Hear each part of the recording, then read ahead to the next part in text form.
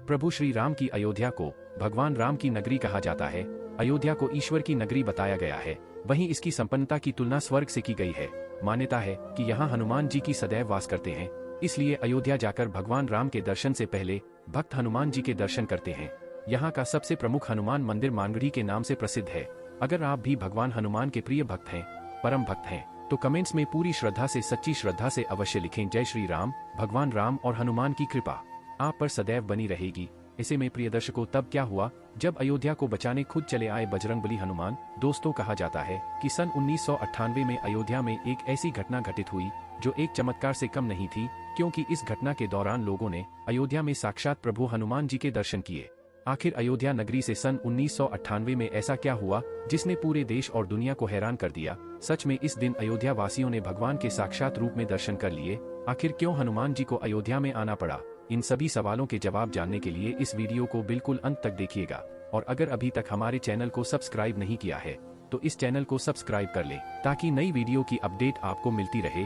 दोस्तों, दरअसल 1998 में अयोध्या सबसे ज्यादा संवेदनशील क्षेत्रों में से एक था। इस साल उत्तर प्रदेश की HTFC टीम को खबर लगी कि अयोध्या में 20 किलो RDX लगा हुआ है। बस फिर क्या था, HTFC तुरंत कार्रवाई करते हुए RDX की खोज करना शुरू कर देती है। छोटी छोटी टुकड़ियों में पुलिस के लोग अयोध्या में फैल गए और जहां जहां RDX होने का अंदेशा था वहां वहां पर पहुंच गए, और पुलिस की सूझबूझ और समझदारी के चलते वक्त रहते ही RDX को जब्त कर लिया गया और अयोध्या में बड़ी अनहोनी को टाल दिया गया। पर बात यहीं पर खत्म नहीं होती प्रिय दर्शकों। इसी बीच आतंकियों ने बम निरोधक को संत का भेष बनाकर अयोध्या भेजा और उसके द्वारा अयोध्या के हनुमानगढ़ी मंदिर में बम लगवा दिया। दोस्तों, आपको बता दें कि हनुमानगढ़ी मंदिर अयोध्या का सबसे प्राचीनतम मंदिरों में से एक है।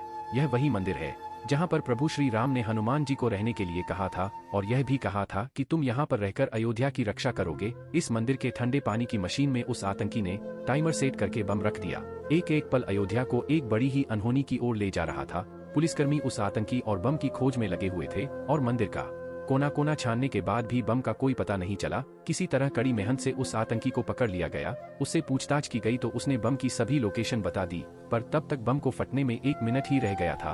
पुलिसकर्मी तुरंत मंदिर में गए और बम को ढूंढने में लग गए। दोस्तों, मंदिर के एक एक कोना, यहाँ तक कि मंदिर की गलियारे तक ढूंढ लिए गए, लेकिन बम जैसा कुछ दिखाई नहीं दिया। तब सभी की नजर मंदिर के प्रांगण में बैठे छोटे से बंदर पर पड़ी, जो ठंडे पानी के मशीन के पास बैठकर अपने हाथों में 2 तार लिए हुए था। वह उन तारों से खेल रहा था। कभी वह उन तारों को अपने मुंह में डाल रहा था, कभी चबाने लगता था तो कभी उसे जोर जोर से खींचता, मानो जैसे वह तार को काटने की कोशिश कर रहा हो। तभी पुलिस को शक हुआ कि आतंकियों ने बम को इसी मशीन में फिट किया है। उन्होंने उस बंदर के हाथ से तार छुड़ाने के लिए उसके पास केले रख दिए। बंदर ने तार छोड़ दिया और वह बिना केले लिए ही चला गया।